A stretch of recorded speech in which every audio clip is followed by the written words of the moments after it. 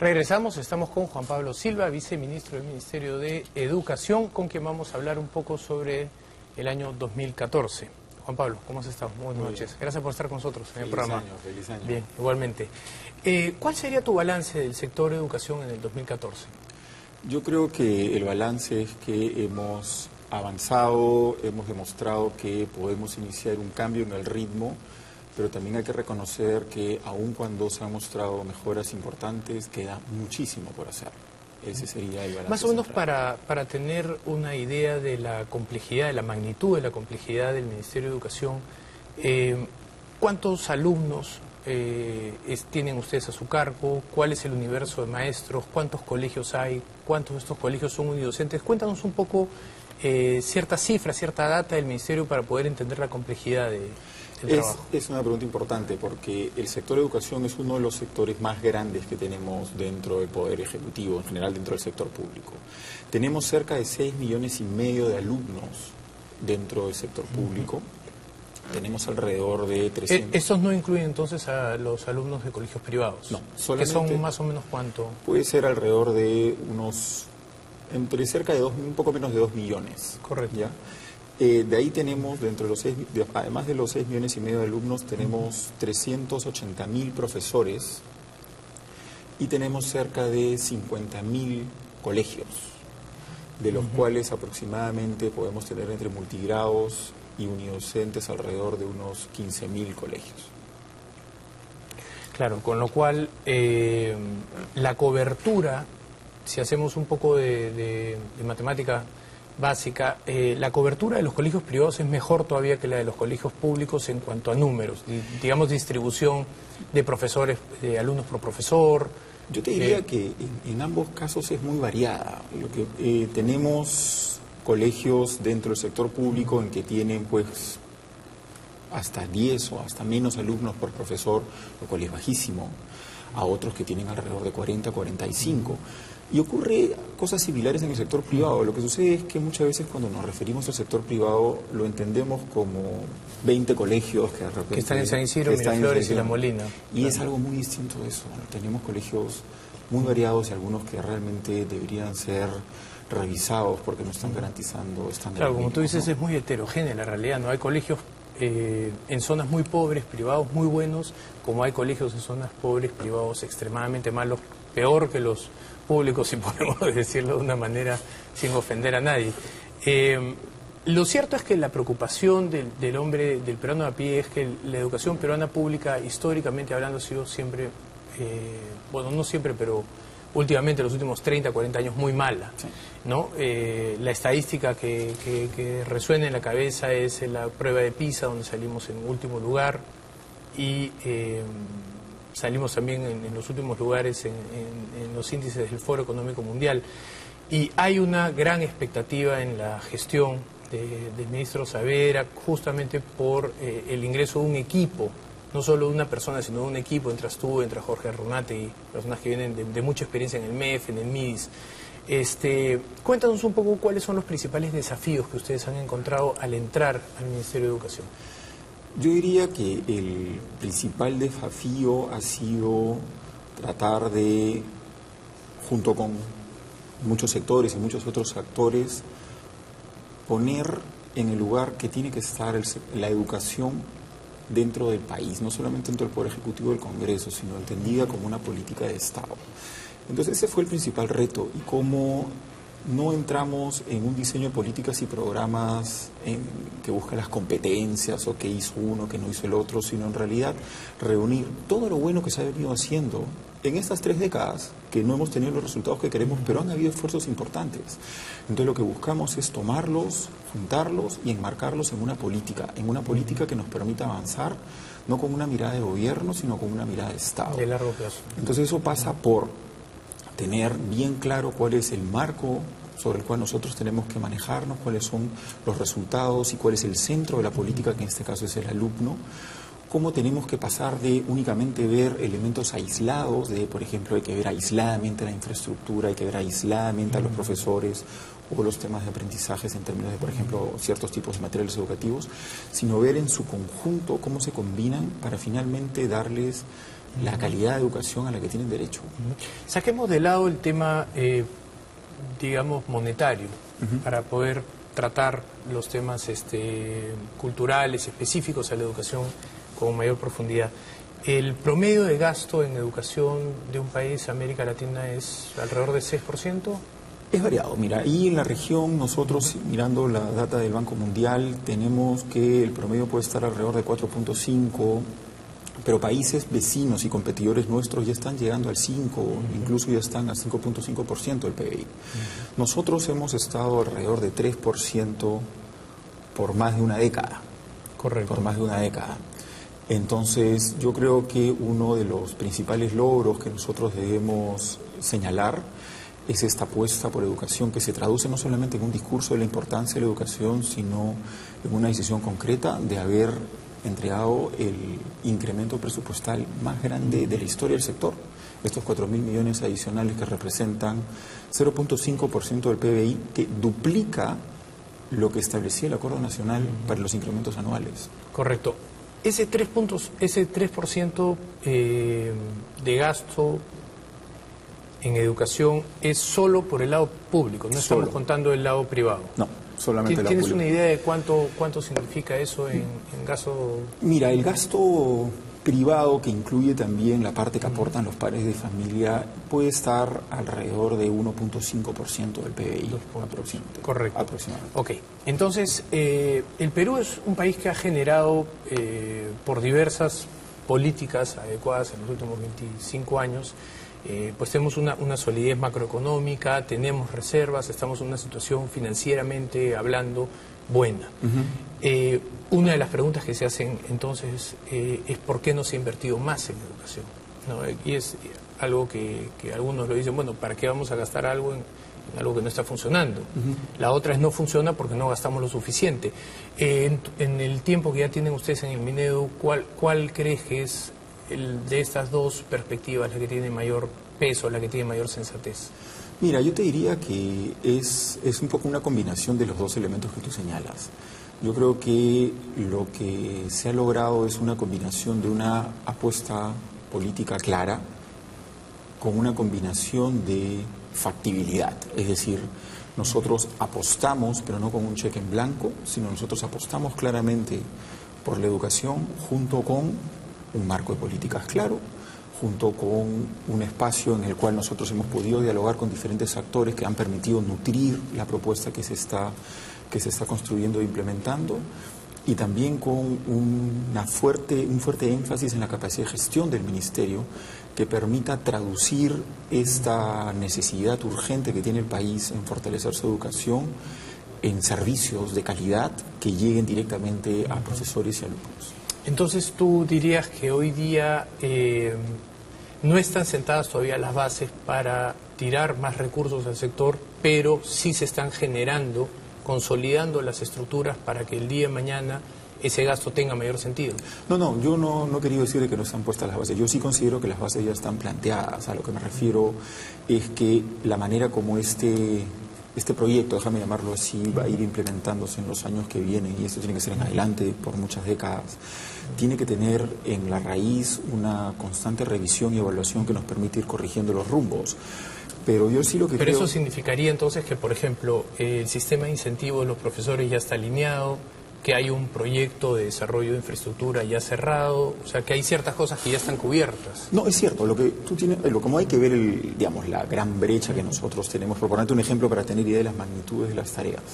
Solamente en el aspecto de infraestructura educativa, la brecha que nosotros tenemos que atender es de casi 63.000 millones de soles, o sea, casi 10 puntos del PBI. Entonces, claramente nosotros no podemos tener todo listo en 3 años o en 2 años.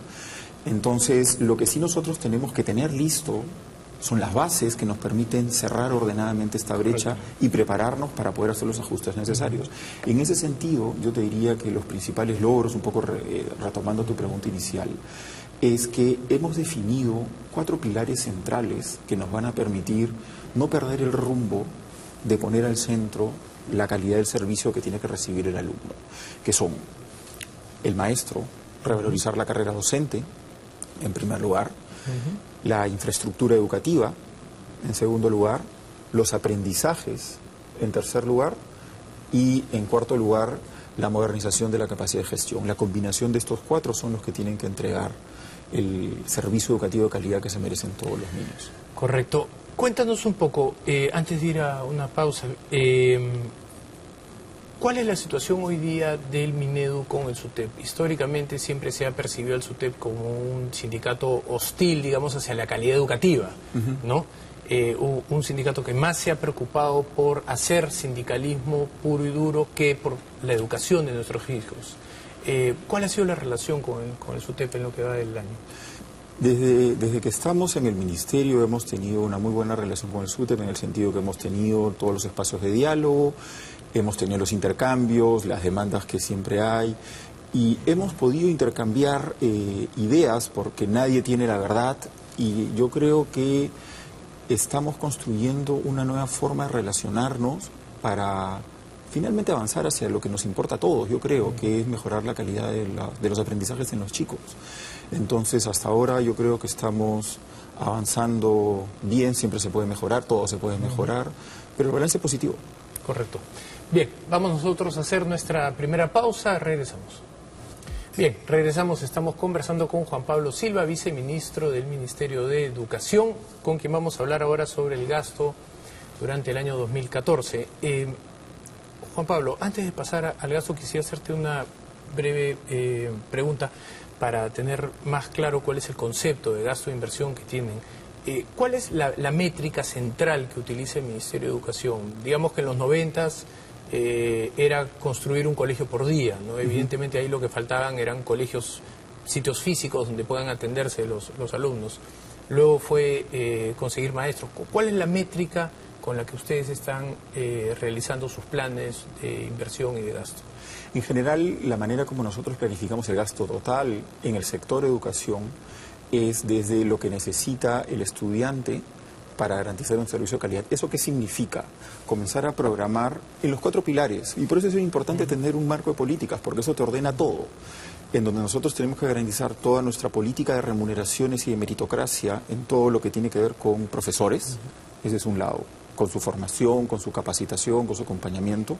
Entonces nosotros medimos en términos de, por ejemplo, cuántos profesores están entrando en evaluaciones y que tienen que tener un incremento salarial a partir de los méritos demostrados en las pruebas. Segundo, todo el paquete de aprendizajes donde están, por ejemplo, todo lo que está asociado a becas, lo que está asociado a los colegios de alto rendimiento, a la ampliación de la jornada de secundaria. Luego tenemos en infraestructura, que es uno de los 4 aspectos, en donde no solamente es la construcción de colegios, sino también tiene que ver con dotarlos de mobiliario y equipamiento. En el país eso ha sido totalmente olvidado. Y eso lo podemos ver más adelante si es que hay tiempo, pero para el 2015 vamos a multiplicar por 100 veces lo que estamos nosotros destinando para mobiliario y equipamiento. Pero entonces no solamente es construir colegios, sino también es dotarlos de los elementos que hacen posible. Y ahí un pequeño detalle que tiene que ver con soluciones temporales que nos permitan aislar factores de riesgo. La infraestructura para llegar a 63.000 millones de brecha es porque realmente la causa principal es que no ha sido mantenida. O sea, fue olvidada y dada a los padres de familia, a las instituciones, a las ONGs que estaban cerca, y lo que nosotros tenemos que hacer es prevenir los riesgos que se han ido generando producto de ese abandono. Y en cuarto lugar, tiene que ver con gestión. Y en gestión hay varios aspectos que van desde el ministerio hasta la escuela.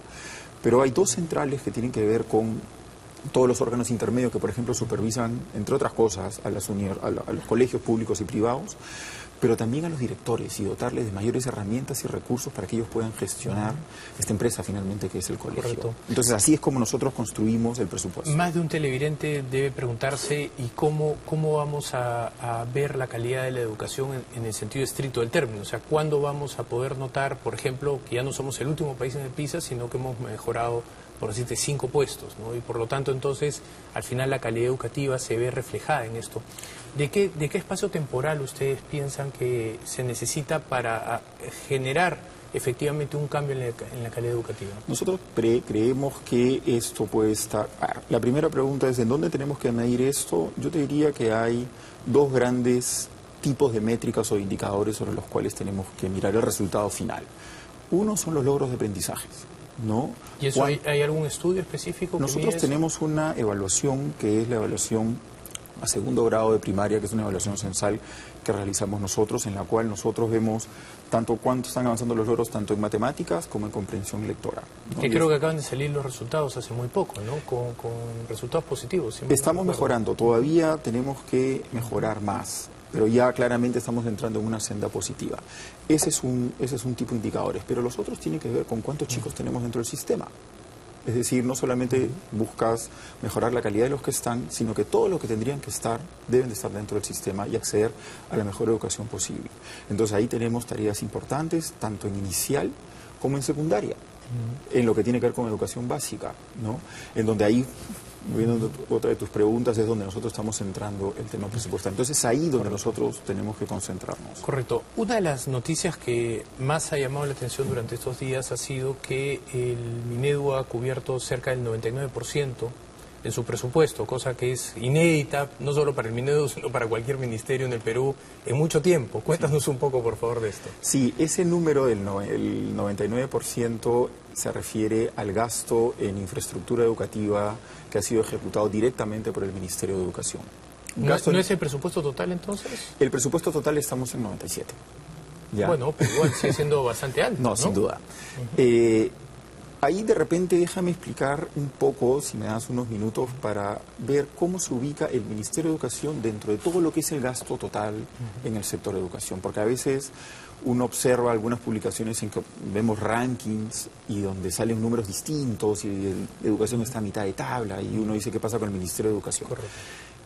El gasto en educación, déjame llamarlo, el gasto en el sector de educación es ejecutado por muchas instituciones. Una de ellas es el Ministerio de Educación, que lidera la política, pero que no es el responsable directo del gasto de todas estas instituciones. Claro, las regiones y los gobiernos locales tienen... Entonces te voy a decir cuáles son.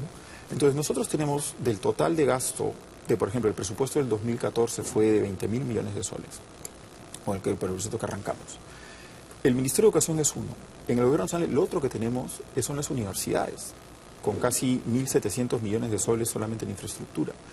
Tenemos el IPD y algunas instituciones pequeñas. Después vienen los gobiernos regionales, los 25 gobiernos regionales, y después tienen las 1.800 municipalidades. Todo eso suma 20.000 millones. Todo eso suma 20.000 millones. Entonces, el Ministerio de Educación representa aproximadamente el 20% de todo ese presupuesto. Los 4.000.